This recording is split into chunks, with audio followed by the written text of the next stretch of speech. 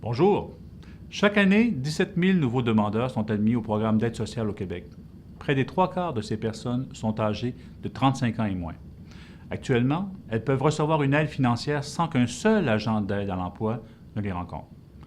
Toutes les statistiques indiquent que les primo-demandeurs sont peu nombreux à s'inscrire dans des démarches d'insertion professionnelle et à les compléter. On constate enfin qu'il est 2 fois plus difficile de sortir de l'aide sociale après y avoir passé une année complète. Pour ces raisons, il est important d'assurer un accompagnement soutenu aux nouveaux prestataires qui sont aptes au travail. Notre projet de loi 70 vise à réaliser un tel support. Pour les participants au programme Objectif Emploi, son adoption pourrait signifier une bonification importante de leur allocation de base. Certaines des personnes les plus démunies de notre société toucheraient désormais des sommes s'élevant à près de 1 000 $ par mois.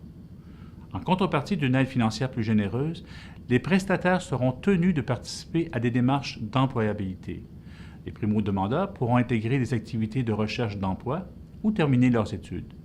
Même les personnes plus éloignées du marché du travail pourront développer leurs habiletés sociales ou suivre des cours de francisation sans autre obligation. Aucune personne aux prises avec des problèmes de santé mentale ou physique ne sera tenue de participer au programme. Dans le cas où les personnes aptes au travail ne voudraient pas participer à ces mesures, elles seraient cependant assujetties à certaines sanctions. Ces sanctions seront graduelles, modérées et révocables. Nous ne choisissons pas cette voie dans le but d'accomplir de sinistres desseins, mais plutôt parce qu'elle a fait ses preuves. La plupart des autres provinces canadiennes, ainsi que plusieurs pays de l'OCDE, recourent déjà au principe de la réciprocité. À l'heure où le Québec vit un vieillissement accéléré de sa population et où de nombreux emplois sont maintenant disponibles, nous ne pouvons plus nous permettre d'ignorer ces faits.